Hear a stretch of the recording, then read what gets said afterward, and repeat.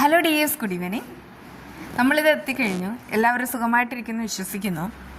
എന്തായാലും എല്ലാവരും വീഡിയോ കണ്ടതിന് ശേഷം ചാനലൊന്നും മറക്കാതെ സബ്സ്ക്രൈബ് ചെയ്യുക.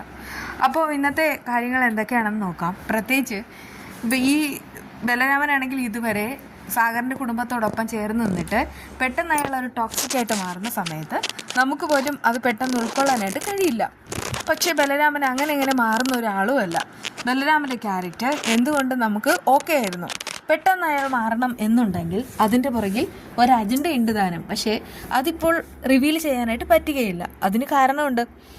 ആ മാനസയും കൂട്ടരും തിരിച്ചറിഞ്ഞു കഴിഞ്ഞാൽ ഉറപ്പായിട്ടും ബലരാമനെ അവരവരുടെ കൂട്ടത്തിൽ നിന്ന് കൂട്ടുവിട്ടു. അത് കഴിഞ്ഞിട്ട് പിന്നെ ബലരാമന് അവരോട് പ്രതികാരം വീട്ടാനോ ഒന്നും ചെയ്യാൻ കഴിയത്തുമില്ല. ഇവിടെ മറ്റു ചില കാര്യങ്ങൾ നടക്കുകയാണ്. അതായത് ഈ കുടുംബ ബന്ധങ്ങളെ തൃണവലിച്ചുകൊണ്ട് ബലരാമൻ മാനസയോടും ജയമോഹനോടും ചില കാര്യങ്ങളെല്ലാം പ്ലാൻ ഇടുന്നു. ഇതുവരെ കൃഷ്ണനെയാണെങ്കിൽ ക്ഷേത്രത്തിൽ വെച്ച് ഉപദ്രവിക്കാൻ വേണ്ടിയിട്ട് ഒരു ഗുണ്ട കൂടെ ഉണ്ടായിരുന്നല്ലോ. സത്യത്തിൽ അയാൾ തന്നെയാണ് കൃഷ്ണനെ ഉപദ്രവിക്കാൻ ശ്രമിച്ചതെന്നുള്ള കാര്യം ബലരാമൻ മനസ്സിലാക്കുന്നുണ്ട്.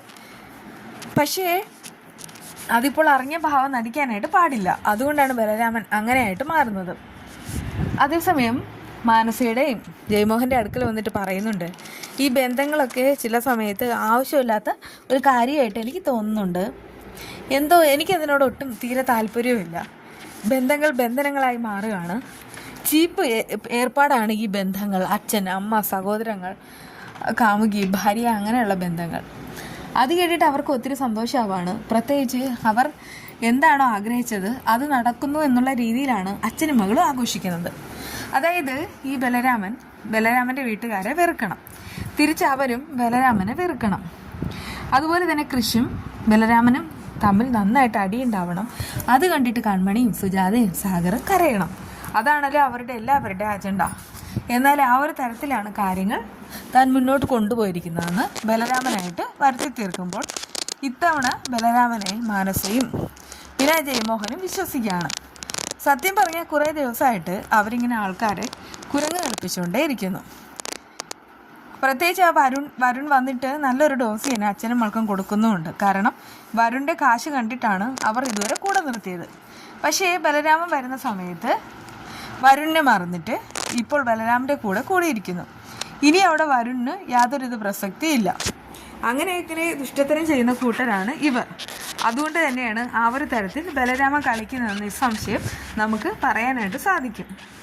എന്നാൽ ബലരാമനോട് എന്ത് പറഞ്ഞിട്ടും കാര്യമില്ലല്ലോ എന്നുള്ള മട്ടിലാണ് സാഗറുള്ളത്. ഇപ്പോൾ ഏട്ടനോട് ഒന്നും പറഞ്ഞിട്ട് കാര്യമല്ല. ഏട്ടൻ്റെ മൈൻഡിൽ മുഴുവനും ആ ജയമോഹനങ്ങളും മാനസയും ചേർന്നിട്ട് വിഷം കുത്തിവെക്കാൻ തുടങ്ങിയിരിക്കുന്നു. ആ ഒരു കാര്യങ്ങൾ മാത്രമാണ് ഏട്ടൻ്റെ മനസ്സിലുള്ളതെന്ന് കൺമണി പോലും കൃഷ്ണനോട് ഉറപ്പിച്ച് പറയുന്നുമുണ്ട്. പക്ഷെ കൃഷ്ണനാണെങ്കിൽ സ്വന്തം ഏട്ടനാണ് എന്നുള്ള തരത്തിൽ തന്നെയാണ് ഇപ്പോഴും ബലരാമനോട് സ്നേഹമുള്ളത്. പക്ഷേ ബലരാമനാണെങ്കിൽ മാനസയുടെ അച്ഛൻ്റെ മുന്നിൽ അഭിനയിക്കുക മാത്രമാണ് ചെയ്യുന്നത്. അതല്ലെങ്കിലും അങ്ങനെയാണ്. ലക്ഷ്യം മാർഗത്തെ സാധൂകരിക്കുമെന്ന് പറയുന്നത് പോലെ ഇവിടെ ബലരാമനൊരു ലക്ഷ്യമുണ്ട്. അത് അലികയാണ്. അലികയിൽ അച്ഛനെ കൊണ്ടുപോയി ഇരുത്തണം. എന്നിട്ട് കൃഷ്ണനെയാണെങ്കിൽ അവിടെയുള്ള എല്ലാ കാര്യങ്ങളും ഏൽപ്പിക്കണം.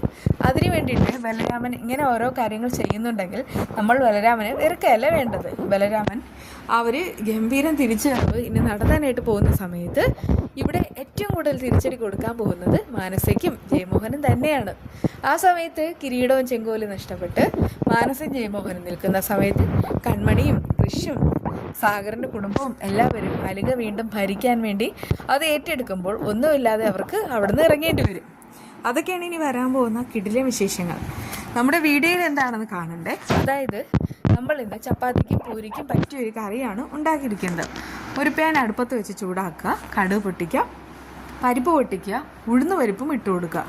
അത് ഇത്രയും പൊട്ടി വരുന്ന സമയത്ത് ഇഞ്ചി, വെളുത്തുള്ളി, ഒരു സവാള, പച്ചമുളക്, കറിവേപ്പില ഇത്രയും കൂടെ ഇട്ട് കൊടുക്കുക. ഇത്രയും കൂടെ നന്നായിട്ട് വഴന്നു വരുന്ന സമയത്ത് ഒരല്പം മഞ്ഞൾപ്പൊടി ചേർത്തിട്ട് വഴറ്റുക. അതിനുശേഷം വേവിച്ച് വെച്ചിരിക്കുന്ന ആ ഒരു പൊട്ടറ്റോ ചേർത്ത് കൊടുക്കുക. പൊട്ടറ്റയും കൂടെ ചേർത്തിട്ട് ഈ പൊട്ടറ്റയിൽ കുറച്ച് വെള്ളം കാണുമല്ലോ, അതിൽ നമ്മൾ ചൂടുവെള്ളം ഒഴിച്ചിട്ട് നന്നായിട്ട് മിക്സ് ആക്കുക. ഒരല്പം തിളച്ച് വരുന്ന സമയത്ത് മല്ലിയിലയും കൂടെ വിതറിയിട്ട് നമുക്കതെല്ലാം ചേർത്ത് സെറ്റാക്കി എടുക്കാം.